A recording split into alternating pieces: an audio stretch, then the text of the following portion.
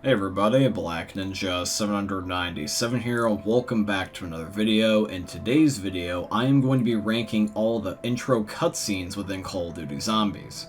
This list is going to be entirely my opinion and my opinion alone, and I'm also going to be only ranking the cutscenes from Treyarch's games specifically, minus Vanguard and Modern Warfare 3. And I am also only ranking cutscenes that have visuals taking place. I am not going to be ranking cutscenes such as the one in Kino where it's just audio overlaid on a PNG. With all that being said though, I do hope you guys end up enjoying. If you do, please drop a like by the end, subscribe if you are new, and leave a comment down below on what topic matter you would like to see me rank next within COD Zombies. And here we go guys, let's rank all the cutscenes. Okay, so let's just get this out of the way right now. So coming in for the first couple of spots, this is just every Cold War intro cutscene. These are terrible excuses for a cutscene, because all it is just the same copy and paste intro of a character running into the battle zone, and that is it. Some of them look almost identical to each other. It's not even a joke. A part of the problem here is because of the fact that we now have operators instead of fully fleshed out characters, so that's the reason why these intros feel so soulless. And I'm truly hoping that for Call of Duty 2024 that we actually will get Zombies characters again instead of having just a generic soldier or guy randomly running into a battle zone with the most stereotypical expression on their face, because they're just a character, they're just an avatar. I have no emotional attachment to these guys. Next is the cutscene for Classified. Now, Classified, I understand what they were trying to go with here, but it's just not my cup of tea. I would like my cutscenes to be of quality in terms of graphics, storytelling, and just overall have a good sense of aura around them, and this just feels kind of cheesy and lazy to me. I understand that they were trying to make this feel funny and goofy in a way, making it feel like it was more fun rather than serious, but I don't like it when these cutscenes have this cartoony-ish look to them. And the only way you're going to understand the references of what's happening in this cutscene is if you've played the other games before. If you've never played any COD Zombies game before Black Ops 4, you're going to have no idea what this cutscene means with all the Easter eggs and everything that's trying to portray. If you've played them, you can appreciate it, but if you've got no knowledge, this cutscene's not going to make a lot of sense. Another critique I have about this cutscene is I wish that it had voice lines. Not only that, but cutscenes that have voice lines within them also make it where I'm more likely to pay attention and not zone out, because whenever I end up having something with a generic background song and no voice or person to keep me intrigued, I just go and look at my phone. In fact, for example, I was almost tempted several times to look at my phone during this cutscene because it was boring to me. For how much information is within this cutscene, there should be somebody narrating to explain how we got to this point. I mean, hell, here's a way you can think about it. If I didn't have the rule in place that the cutscene had to have visuals and it could just be audio only, Kino would be higher than this, because Kino, even though it's audio over a single PNG, it does a better job of explaining the map than no audio over a giant video like this. Because Kino, Richtofen narrating for only about 30 seconds or so, he can explain how we got there and what we're trying to do extremely quickly and clearly. This, you have to know stuff ahead of time, you have to pay attention the entire time, and it's also something that you have to be truly engaged in, because if you don't pay attention, you're gonna miss something. A good cutscene is a cutscene that's gonna make me want to delay my gameplay session in order to end up watching it. This one can't keep me interested, so it just makes me want to skip it and just go straight to the gameplay, which makes it feel like it's a waste of Treyarch's time, because how many people are regularly watching this cutscene from the very beginning to the very end? Like, you know what I mean?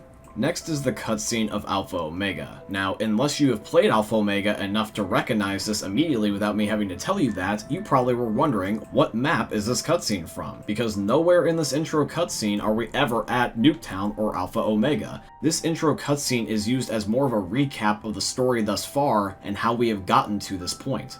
The map's cutscene feels like a dick tease to what could have been, because it's showing all of these moments that we ended up going on and how we're almost at the end of the story. But Alpha Omega was not supposed to happen. we were supposed to end up eventually leading up to a Great War map by the end of Black Ops 4, because it was supposed to originally be in Black Ops 3 and already got delayed once, and now it got canned twice. So this just feels like a massive just spit in the face to fans who were trying to wait patiently for a cool project that never became to be. Pretty much the only redeeming factor about this cutscene is that it has audio, or rather voice lines to be more specific. And I'm not trying to be a graphics snob, but the reason why that the graphics bother me is because I know that this cutscene was not meant to have these graphics. Prior maps before have used animation, believe it or not, in order to end up portraying the map, and back then, that was intentional.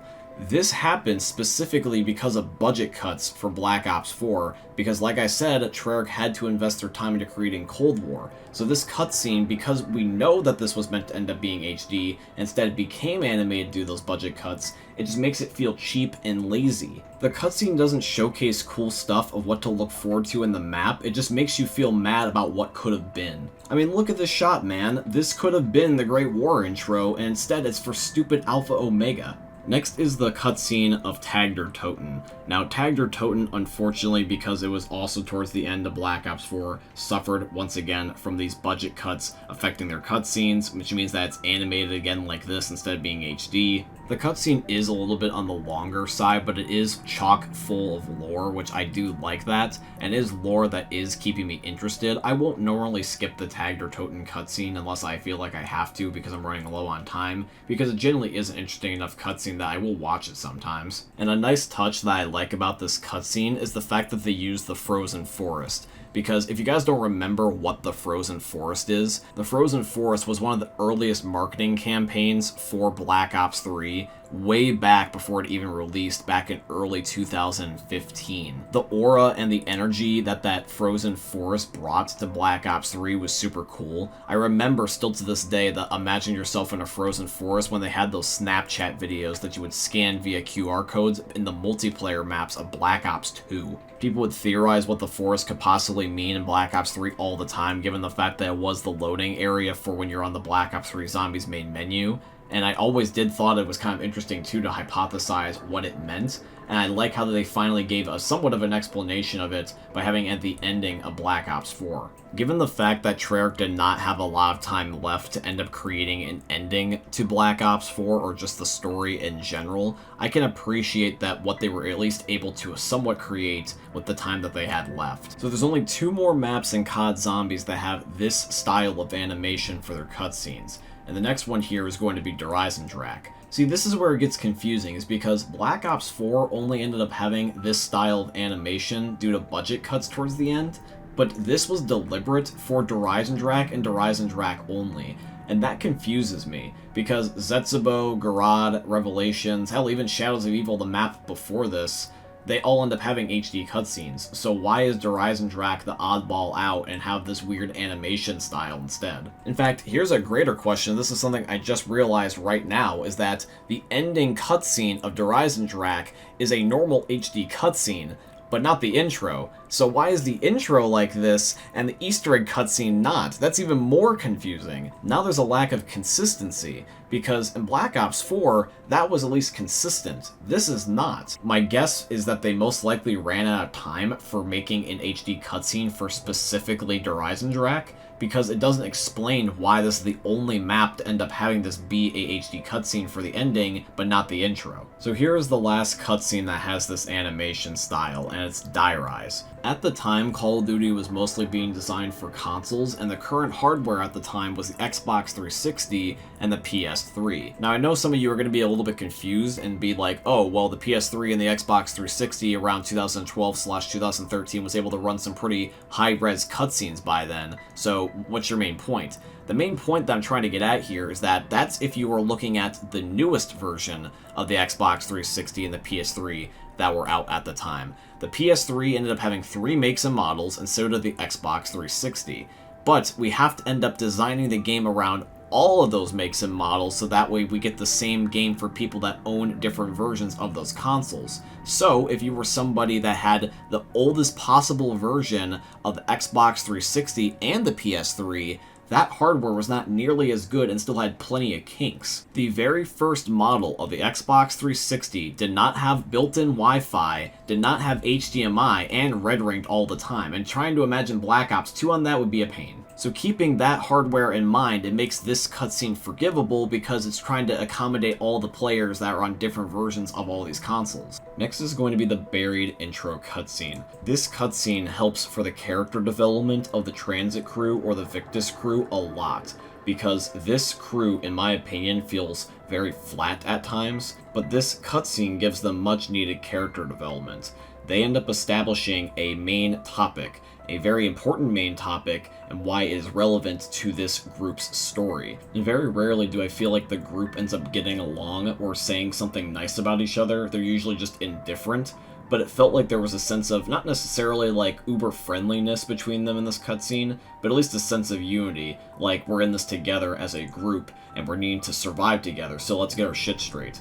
So next in the list is going to end up being the 9 intro cutscene. Now the 9 intro cutscene, first of all, gets brownie points for being HD, but also too, I like how that this cutscene showcases the actual map and things we're gonna do throughout the map. It's not confusing or jarring, it's more rather mysterious, which I appreciate that because I don't like feeling confused when I'm watching a cutscene. I know who the enemies are in this cutscene and I know exactly what's going on. And even though it's kind of cheesy, I do like the over-the-top gladiator feel because it does feel like a This Is Sparta epic badass moment, and I do like the idea of looking forward to getting ready to kick some zombie ass in a cool setting like this. I would rather have a cutscene be cheesy and fun rather than boring and logical. For how successful 9 was, it really makes me excited about the possibility of getting a map in Egypt one day like the zombies community has always asked for.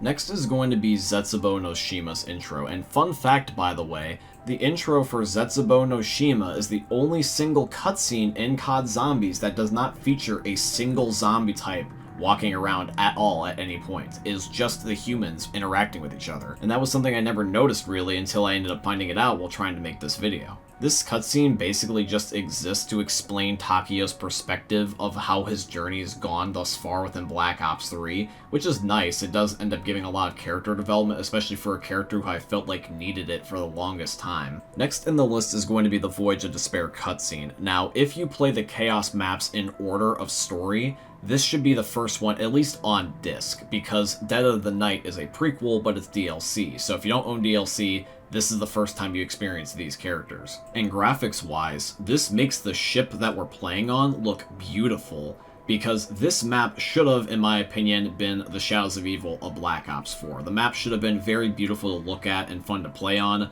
but unfortunately that just was not the case. This is the best that Voyage of Despair is going to get. It's more fun to watch the intro cutscene than it is to play the map, unfortunately. But don't let the gameplay of the map take away from the cutscene here, because this cutscene does deserve the compliments. It looks pretty, it serves its purpose, and introduces us all to our characters. I do even like the touch at the very end of the cutscene where when we're fighting the zombies, it shows the iceberg behind us because this is technically supposed to be referencing the Titanic, and it is a nice touch. Next is going to be the intro cutscene for Ancient Evil, and this cutscene is nice. It showcases the mythology feel really well that Jason was trying to go for. Because, in my opinion, Jason Blundell did have something really good that I saw that he was trying to achieve with the Chaos Crew. It's just that people didn't notice it until it was too late. The visuals look stunning, it has a climactic but yet suspenseful feel to it. The cutscene does its job, it makes me excited to play the map and look forward to what I'm about to experience, like every cutscene strives to do. And I wouldn't exactly use the word scary, but more rather the word intimidating, because that would be a more appropriate word to describe this type of map.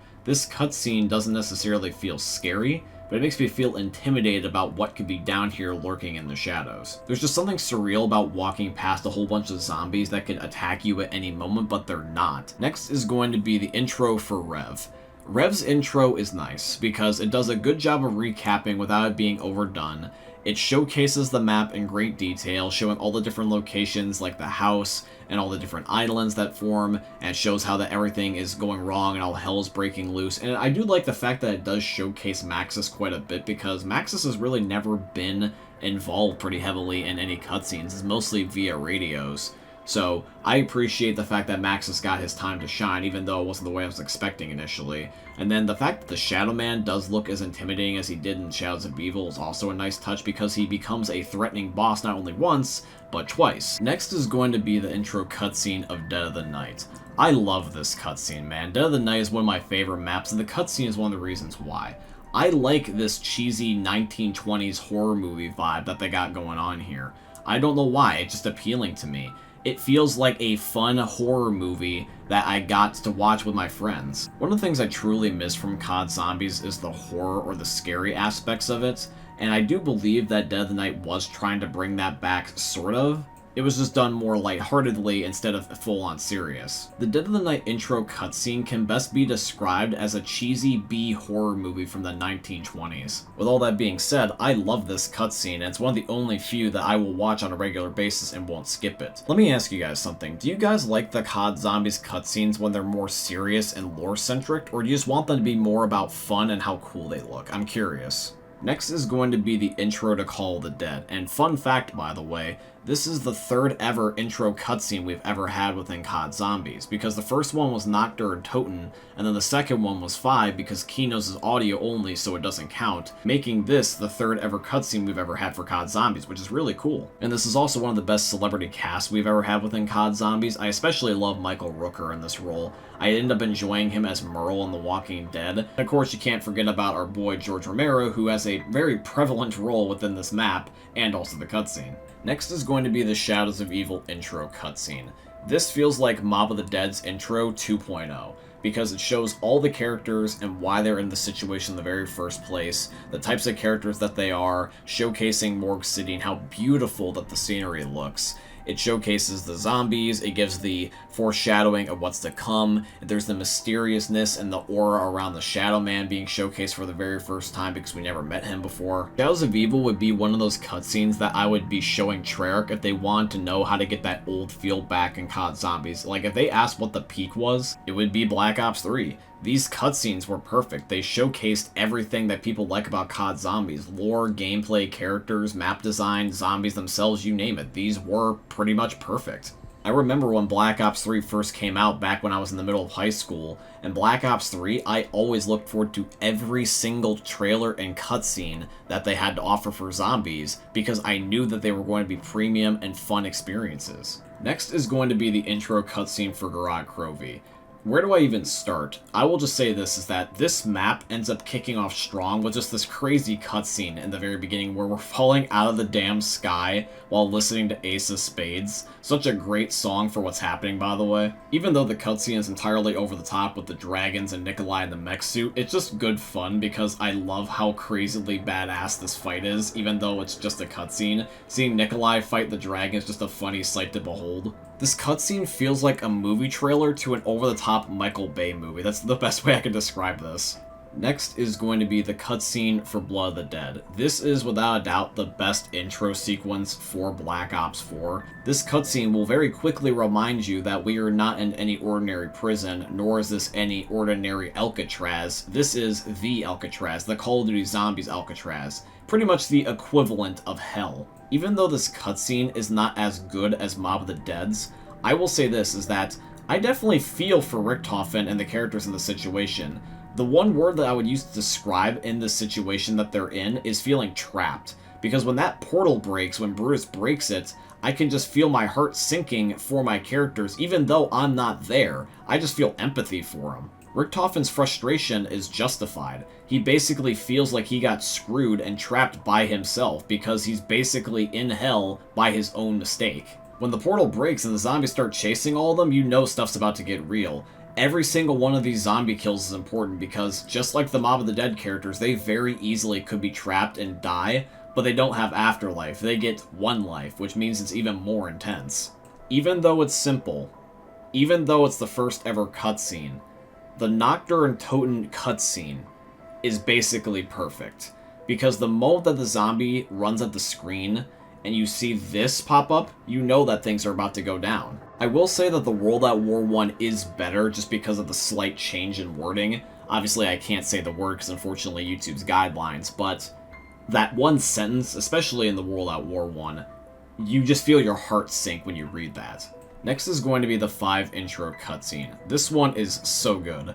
I feel like that if JFK, Castro, Robert McNamara, and Richard Nixon were ever attacked by zombies in a zombie apocalypse, this is exactly how they would handle the situation and react accordingly. This is a great blend of fiction meeting reality. Just a little bonus thing with this cutscene, it's just funny. You could easily make a lot of memes out of it. I remember the quote that Nixon would end up talking about, like, someone's breaking in, and then, JFK just goes, "It's just the storm, dick." It's one of the only few cutscenes I can remember most of the voice lines. I remember back when I was a kid, this used to be a little bit scary to me. It's not so much anymore, it's mostly just fun now. But that doesn't take away anything from the cutscene. It's still so good.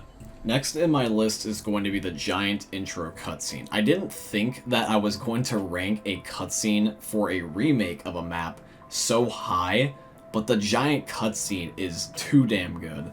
Like, too damn good. It sets the tone for Black Ops 3 immediately. You can tell that this is not a Jimmy Zielinski map. You can tell that this is not a Jimmy Zielinski story.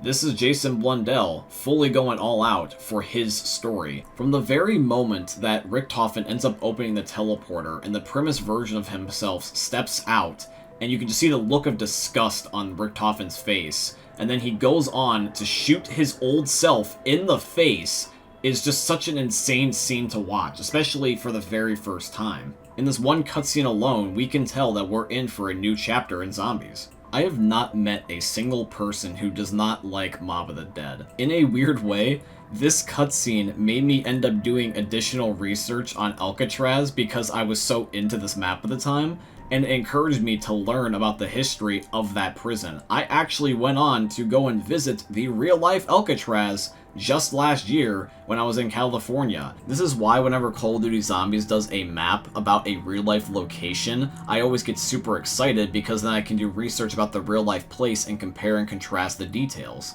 It makes me want to learn. I will also go on to say that I do believe this was the last time COD Zombies was scary, because Mob of the Dead is much more scary than Blood of the Dead in my opinion, even though Blood of the Dead is still technically Mob of the Dead. I believe it has something to do with the cast. I feel like this cast suits the map so well, and I just never got the same feelings when I was playing as the Primus crew. With the Primus crew, it was maybe a little bit of angst, but this was just genuine fear, especially back when I was younger. And then coming in at the #1 spot for the best intro cutscene, in my humble opinion, this is going to be Origins. Origins feels so well done, it feels like a cinema masterpiece. Great views, great dialogue, great topic matters. The Primus crew was introduced to us for the very first time in a really fun way, showing all of them killing in these badass creative ways. And this map in particular also introduced me to the band Avenged Sevenfold, because in the intro they're playing the song Shepherd of Fire, which at the time I never heard that song, nor did I ever hear Avenged Sevenfold. And when I first heard that in the intro, I was like, oh, that's a really cool song. It made me want to research the other songs that was produced by Avenged Sevenfold, and I found out about a brand new band that I really liked just through one cutscene. I even remember researching Origins at one point and finding the music video about it where it was making fun of the song Separate Ways. That's a good memory. I really like that parody song.